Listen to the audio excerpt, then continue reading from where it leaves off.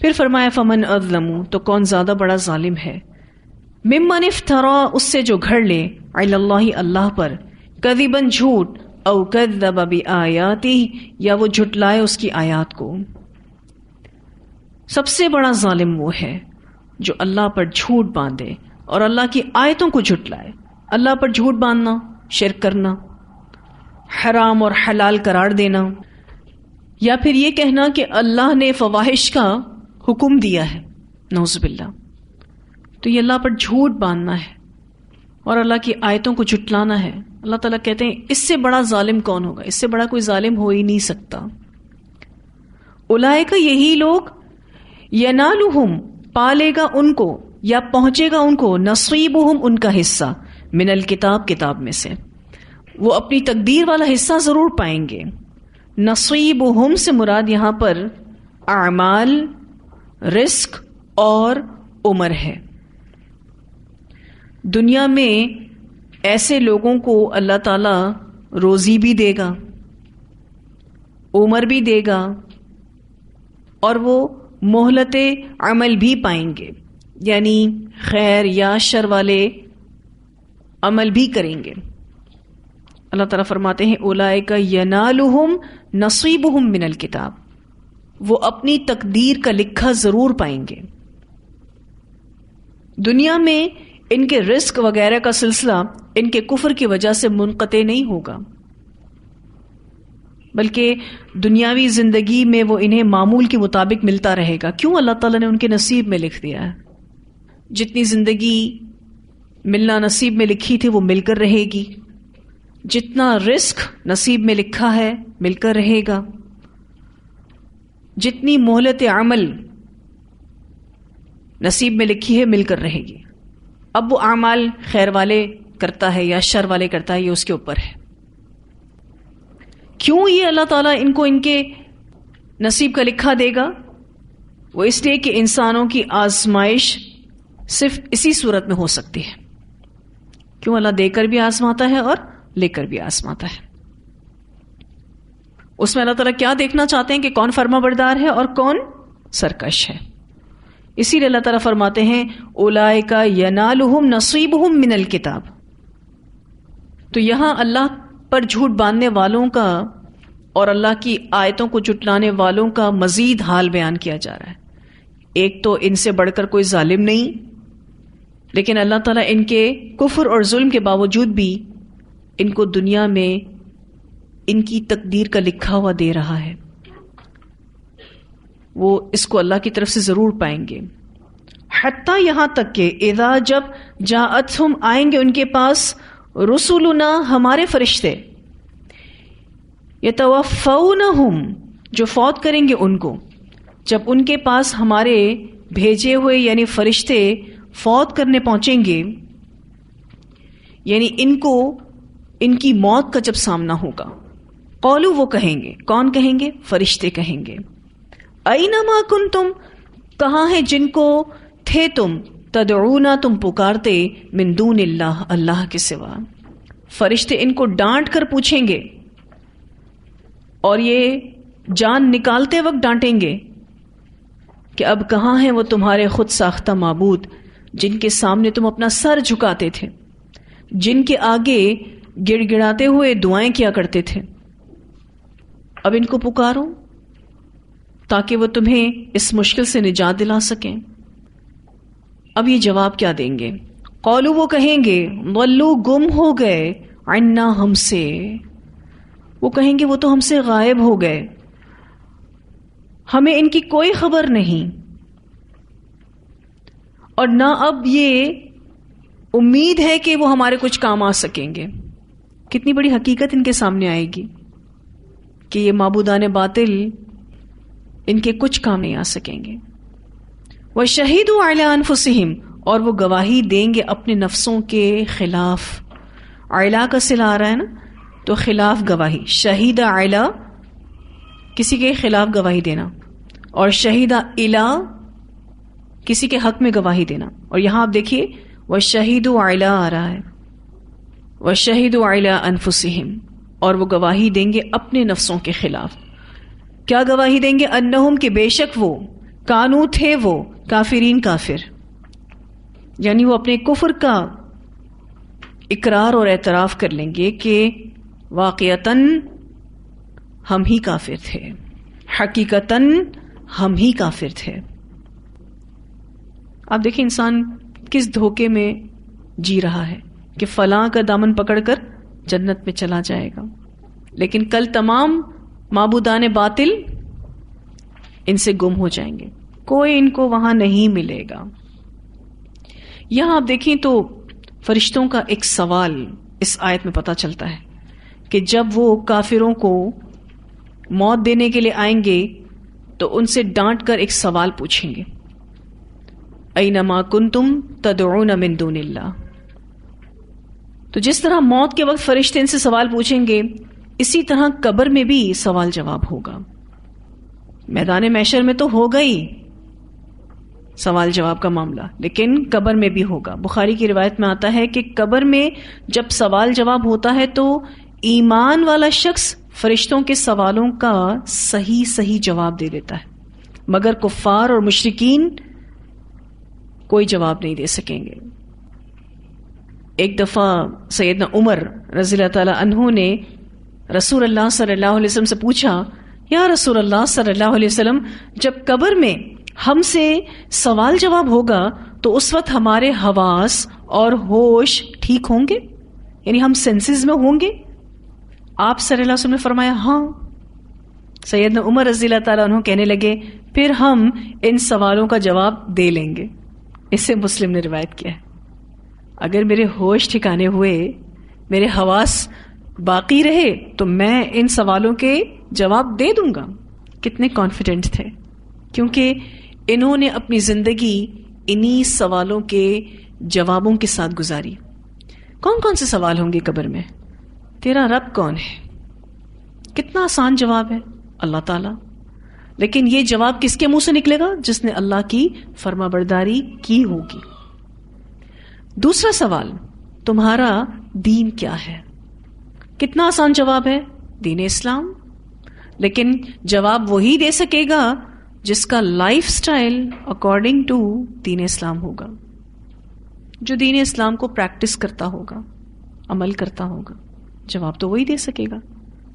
تیسرا سوال، وہ رسول جو تمہارے پاس بھیجے گئے کیا جانتے ہو اس کے بارے میں؟ نبی اکرم صلی اللہ علیہ وسلم، کتنا آسان جواب ہے اس امت کے لیے، لیکن وہی یہ جواب دے سکے گا جو سنتوں کا پیروکار ہوگا۔ حضرت عمر کہتے ہیں اگر میرے ہوش ٹھکانے ہوئے، حواس برقرار ہوئے تو میں ان سوالوں کا جواب دے لوں گا۔ میں جب یہ روایت پڑھ رہی تھی تو میں سوچ رہی تھی کتنے کانفیڈنٹ ہیں ماشاءاللہ، کہ دماغ چل رہا ہوگا تو ان سوالوں کا جواب کچھ مشکل نہیں، کیونکہ زندگی ہے ہی ان سوالوں کے جواب کے ساتھ گزری۔ اللہ ہمیں بھی ان لوگوں میں شامل کرے کہ جو اپنے ان سوالوں کے جواب درست دینے والے ہوں گے۔ فرشتے کہیں گے بالکل صحیح جواب دیا تم نے۔ تو عمل بہت ضروری ہے، عمل نہیں ہوگا تو یہ سوال گلے کا کانٹا بن جائیں گے۔ یہاں آپ دیکھیے کہ یہ اپنے خلاف گواہی دیں گے۔ اپنے خلاف کوئی گواہی دینا پسند کرتا؟ کوئی نہیں۔ ایک ان کا یہ جواب کتنا حسرت بھرا ہے، قالوا ضلوا عنا، وہ تو ہمیں دکھ ہی نہیں رہے، کہاں چلے گئے، کوئی خبر ہی نہیں ان کی، اور اب ہمیں کوئی امید بھی نہیں ہے کہ ہمارے کچھ کام آ سکتے ہیں، کیونکہ ریالٹی کو دیکھ لیں گے نا۔ اور پھر یہ کہنا کہ ہم کافر تھے، اپنے ہی خلاف گواہی دینا۔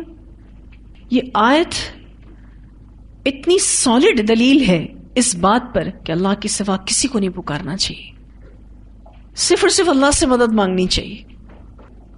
آج کا مسلمان آپ دیکھیے کہ اولیاء کرام کو مشکل کشا اور حاجت روا سمجھتا ہے۔ ایسے لوگ کل قیامت کے دن اپنے خلاف گواہی دیں گے کہ واقعی ہم کافر اور ایمان سے محروم تھے۔ آج کتنے ایسے مسلمان آپ کو نظر آئیں گے جو اپنے علماء، اپنے پیر، اپنے مشائخ اور اپنے اولیاء کو پکارتے ہیں، اور یہ غیر اللہ کو پکارنا ہے۔ ان سے مدد طلب کرتے ہیں، حالانکہ وہ مدد دینے پر قادر نہیں ہے. یہاں تک کہ رسولوں سے مدد مانگتے ہیں، کہتے ہیں یا رسول اللہ اغیثنی، کہتا ہے کہ اے اللہ کے رسول میری مدد کیجیے. کوئی یا علی مدد کہتا ہے، کوئی شیخ عبد القادر جیلانی رحمہ اللہ کو یا غوث پاک کہہ کر پکارتا ہے، ایون غوث اعظم کہا جاتا ہے. اللہ اکبر. کل ایسے تمام لوگ اپنے خلاف گواہی دیں گے، اور گواہی کے الفاظ بھی قرآن میں آ گئے، انہم کانوا کافرین، ہم تھے ہی کافر، ہم ایمان سے محروم لوگ تھے. آج توحید پر چلنے والے کو ایسے کافرین اور بدعتی لوگ کافر کہتے ہیں، اور کل قیامت کے دن یہ اپنے کفر کا اقرار کریں گے. پھر اللہ سبحانہ تعالیٰ فرماتے ہیں، قولا، اللہ تعالیٰ فرمائے گا، ادخلوا، داخل ہو جاؤ، فی امم، گروہوں میں. فی کو سرکل کر لیں، یہ فی مع کا معنی دے رہا ہے. مع یعنی ساتھ، یعنی گروہوں کے ساتھ. اللہ تعالیٰ فرمائے گا، اور اللہ تعالیٰ قیامت کے دن فرمائے گا کہ داخل ہو جاؤ گروہوں کے ساتھ. قد، تحقیق، خلط، گزر گئے، من قبلکم، تم سے پہلے، من الجن والانس، جنوں میں سے اور انسانوں میں سے، فی النار، آگ میں. اللہ تعالیٰ فرمائے گا کہ ان جماعتوں کے ہمراہ جو جنوں اور انسانوں میں سے تم سے پہلے گزر چکی ہیں، آگ میں داخل ہو جاؤ، ان کے ساتھ ہی تم بھی جہنم رسید ہو جاؤ. کلما، جب کبھی، دخلت، داخل ہوگی، امتن، کوئی امت، کوئی جماعت، لعنت، لعنت کرے گی، اختہا، اپنی بہن کو.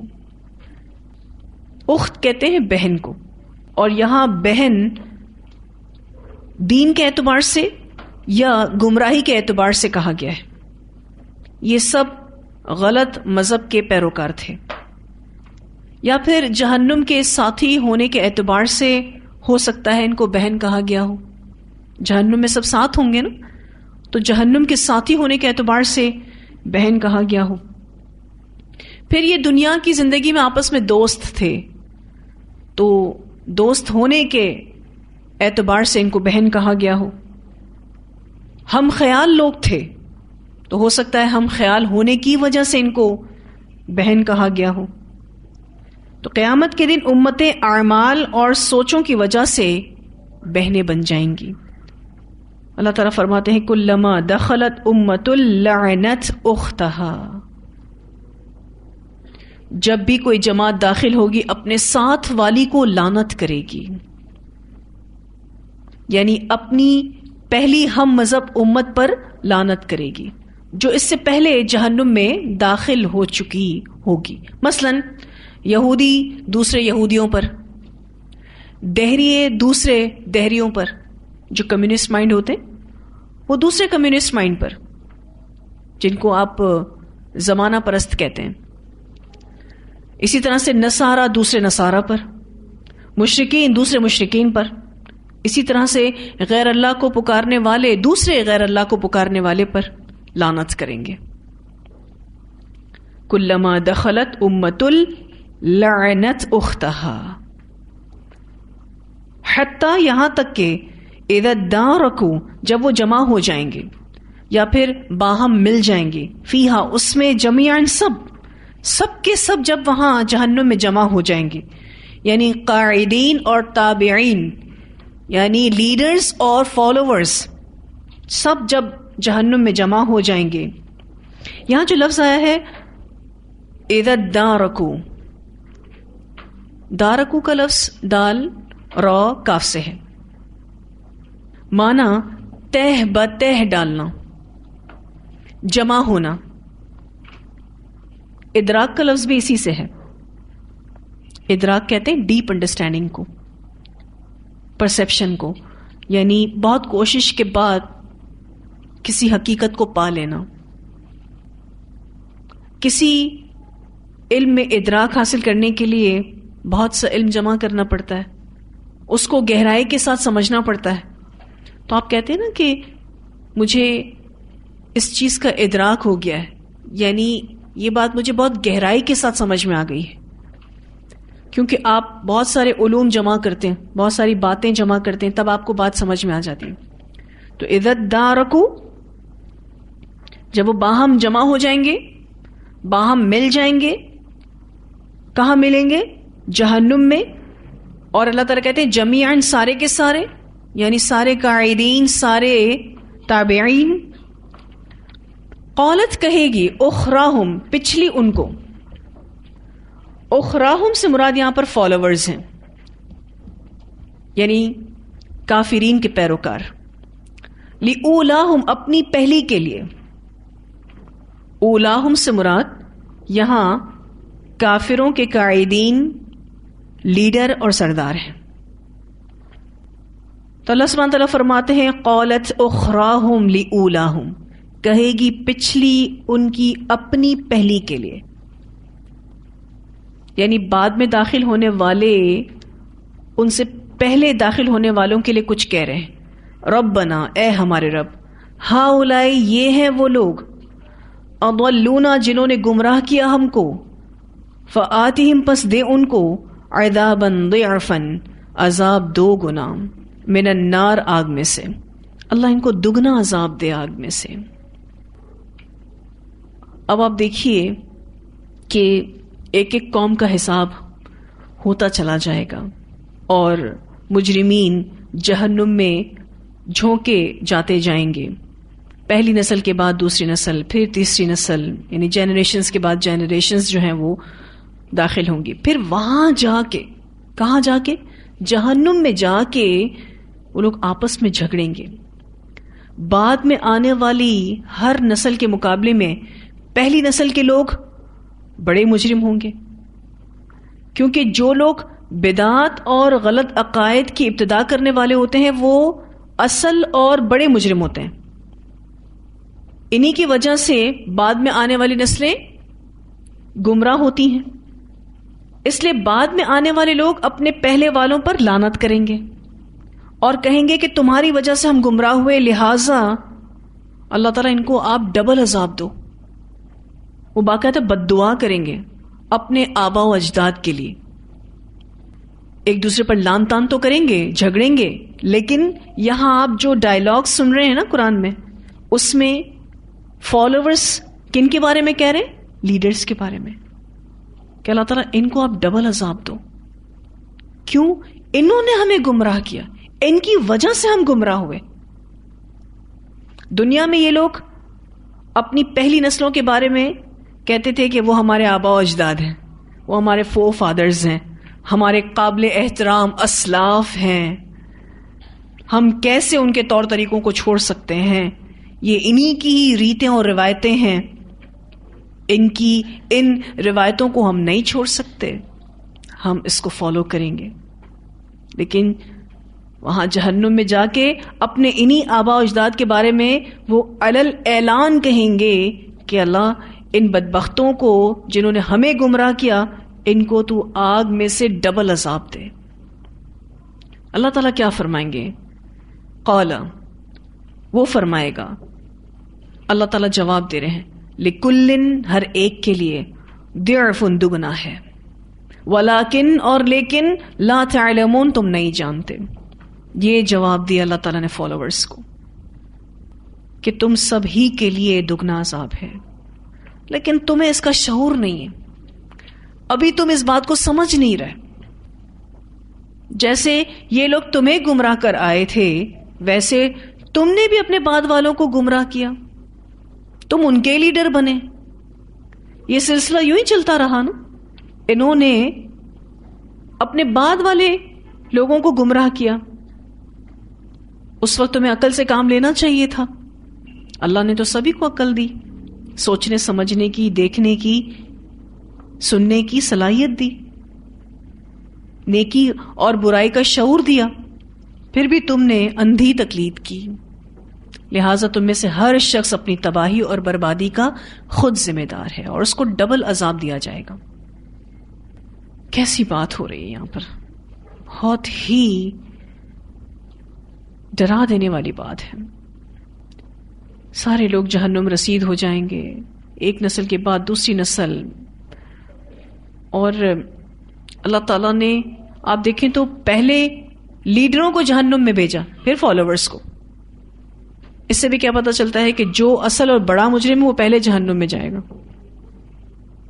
اور جو فالوورز ہیں وہ بعد میں جائیں گے. یعنی فرعون پہلے جائے گا اور جو فرعون کی فالوورز تھے وہ بعد میں جائیں گے. وقالت، اور کہے گی، اولاہم، ان کی پہلی. اب یہ کون ہے؟ لیڈرز. لاخراہم، ان کی پچھلی کو. اب لیڈرز اپنے فالوورز کو کچھ کہہ رہے ہیں. فما کان لکم، پس نہ تھا تمہارے لیے، علینا، ہم پر، من فضل، کوئی فضل، تم بھی کوئی اچھے نہیں تھے. فذوقوا العذاب، پس چکھو عذاب، بما کنتم تکسبون، بوجہ اس کے جو تھے تم کمائی کرتے ہیں.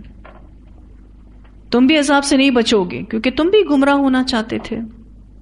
سرداران کفر اپنے ماننے والوں سے کہیں گے کہ تم لوگوں نے کفر اور گمراہی کو چھوڑ تو نہیں دیا تھا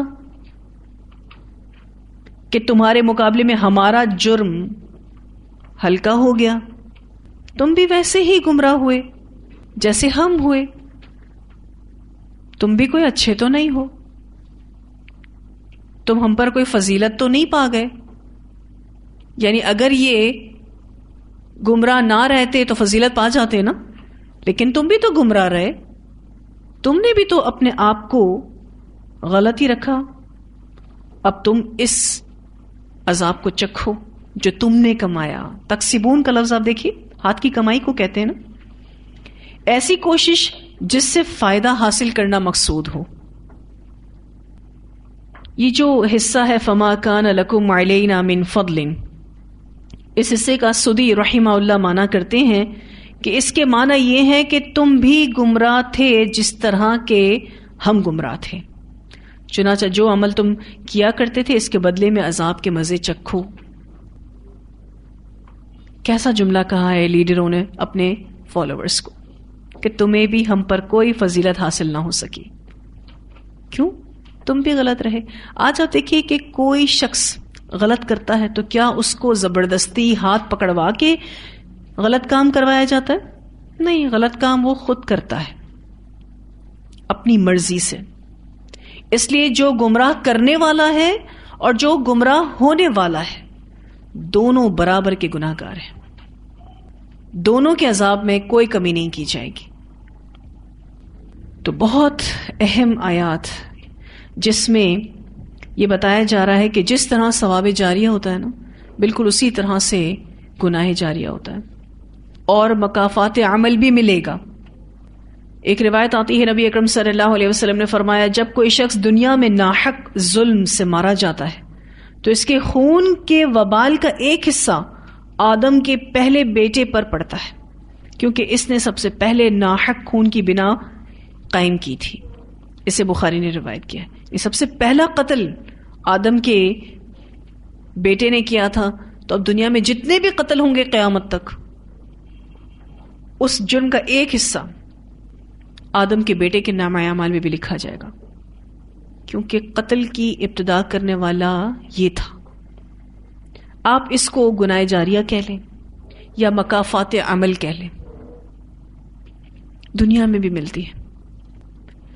پھر ایک اور روایت آتی ہے رسول اللہ صلی اللہ علیہ وسلم نے فرمایا جو شخص اسلام میں اچھا طریقہ جاری کرے پھر لوگ اس کے بعد اس کام پر عمل کریں تو اس کو اتنا ثواب ہوگا جتنا عمل کرنے والوں کو ہوگا، اور عمل کرنے والوں کے ثواب میں کچھ کمی نہ ہوگی. اور جو اسلام میں برا طریقہ جاری کرے مثلا بدعت یا گناہ وغیرہ اور لوگ اس کے بعد اس پر عمل کریں، اس کو فالو کریں، تو تمام عمل کرنے والوں کے برابر گناہ اس پر لکھا جائے گا اور عمل کرنے والوں کا گناہ کچھ کم نہیں ہوگا. اسے مسلم نے روایت کیا ہے. بعض دفعہ ایک غلط کام ایک نہیں ہوتا کیونکہ اگر اسے دیکھ کر کسی اور نے کیا ہے تو اس کا کرنا بھی جو سب سے پہلے کرنے والا تھا اس کے نامہ اعمال میں لکھا جائے گا. یعنی جس نے ابتدا کی اس کو گناہ ملے گا، حالانکہ کرنے والے کے گناہ میں کوئی کمی بھی نہیں کی جائے گی. پھر آپ دیکھیے کہ اس دنیا میں اگر اللہ تعالیٰ کوئی سزا دے بھی دیتا ہے کسی نافرمانی کی تو پھر بھی دنیا ہے نا، یہاں کی سزا آخرت کی سزا کے مقابلے میں ہلکی ہے، اس لیے مکافات عمل کے لیے آخرت کی سزا بہت ضروری ہے۔ بالفرض اگر کسی نے کسی کو قتل کر دیا، اس دنیا میں اس سے قصاص لے لیا گیا، یعنی اس کو مار دیا گیا، تو کیا یہ اس کے جرم کی صحیح معنوں میں سزا ہے یا کمپلیٹ سزا ہے؟ نہیں، اس کو مکمل سزا کب ملے گی؟ جب وہ آخرت میں جہنم رسید ہوگا۔ اس لیے مکافات عمل کے لیے آخرت کی سزا ضروری ہے، کیونکہ دنیا میں اس کی وہ سزا اس کو مل ہی نہیں سکتی جیسا اس نے جرم کیا ہے، پوری سزا نہیں مل سکتی، اور نہ ہی اس دنیا میں نیک عمل کی پوری جزا مل سکتی۔ جنت ملے گی، ابدی زندگی، عیش و عشرت کی زندگی ملے گی اس نیک عمل کی وجہ سے، اور اسی طرح سے بڑے سے بڑا کوئی گناہ ہے اس کی سزا آخرت میں لازمی ملے گی، تو ہی وہ مکمل سزا ہوگی۔ اسی لیے مکافات عمل کے لیے آخرت کی سزا بہت ضروری ہے۔ تو یہاں ہم سب کے لیے بہت اہم سبق ہے کہ کسی کے کہنے میں آ کر غلط کام نہ کریں، کسی کی باتوں میں آ کر اپنے اللہ کو ناراض نہ کریں، کیونکہ وہ آپ کی جگہ سزا نہیں بھگتے گا۔ گو کہ آپ کو اگر اس نے غلط کرنے کا کہا ہے تو آپ کا غلط کرنا بھی اس کے نامہ اعمال میں لکھا جائے گا، گناہ جاریہ کی صورت میں، لیکن پھر بھی سزا آپ کو ملے گی۔ اسی لیے کبھی بھی اپنے آپ کو لوگوں کے کہنے کے مطابق نہیں چلانا چاہیے، اللہ کے کہنے کے مطابق چلانا چاہیے، ورنہ وہ شخص ہماری سزا کو کم نہیں کرے گا۔ ہم کل قیامت کے دن اللہ تعالیٰ کو یہ کہہ کر چھوٹ نہیں سکیں گے، اللہ تعالیٰ مجھے تو اس نے کہا تھا تو میں نے کر لیا، اب آپ اس کو سزا دے دو، مجھے کیوں دے رہے ہو آپ؟ میں تھوڑی نہ کرنے والا تھا۔ تو کرنے والا انسان خود ہی ہوتا ہے۔ ٹھیک ہے جی، یہاں الحمدللہ ہمارا یہ لیسن مکمل ہوا۔ اتنی آیات کی تلاوت سنتے ہیں۔ یا بنی آدم خذوا زینتکم عند کل مسجد وَكُلُوا وَاشْرَبُوا وَلَا تُسْرِفُوا إِنَّهُ لَا يُحِبُّ الْمُسْرِفِينَ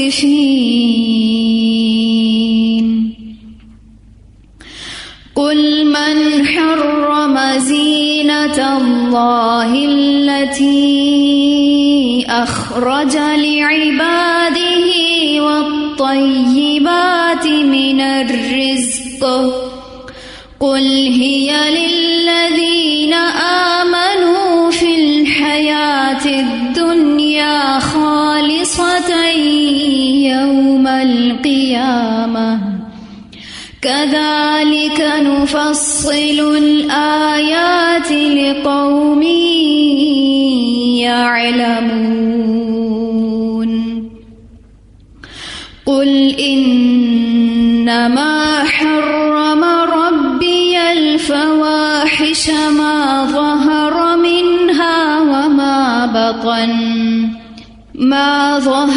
منها وما بطن والإثم والبغي بغير الحق وأن تشركوا بالله ما لم ينزل به سلطانا وأن تقولوا على الله ما لا تعلمون وَلِكُلِّ أُمَّةٍ أَجَلٌ فَإِذَا جَاءَ أَجَلُهُمْ لَا يَسْتَأْخِرُونَ سَاعَةً وَلَا يَسْتَقْدِمُونَ يَا بَنِي آدَمَ إِمَّا يَأْتِيَنَّكُمْ رُسُلٌ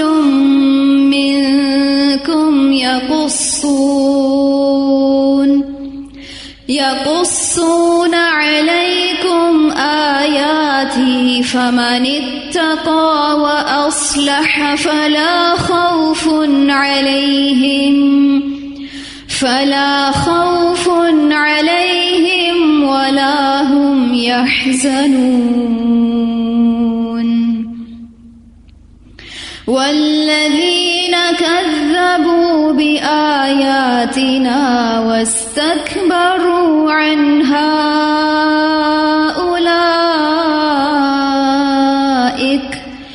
أولئك أصحاب النار هم فيها خالدون فمن أظلم ممن افترى على الله كذبا أو كذب بآياته أولئك ينالهم نصيبهم من الكتاب حتى إذا جاءتهم رسلنا يتوفونهم قالوا أين ما كنتم تدعون من دون الله قالوا ضلوا عنا وشهدوا على أنفسهم أنهم كانوا كافرين قال ادخلوا في قد خلت من قبلكم من الجن والإنس في النار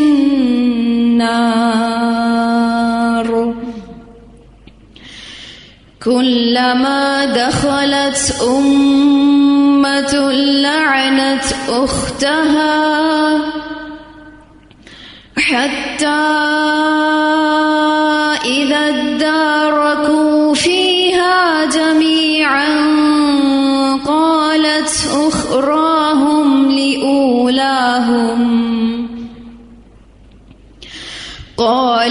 أخراهم لأولاهم ربنا هؤلاء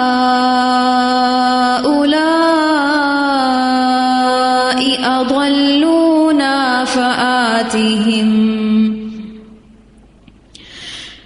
فآتهم عذابا ضعفا من النار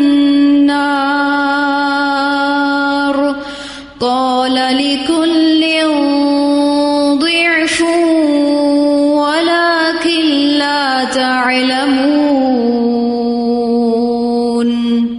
وقالت أولاهم لأخراهم فما كان لكم علينا من فضل فذوقوا العذاب بما كنتم تكسبون. جی واضح ہیں ساری آیات. الحمدللہ وآخر دعوانا الحمدللہ رب العالمین. سبحانک اللہم وبحمدک نشہد ان لا الہ الا انت نستغفرک ونتوب الیک.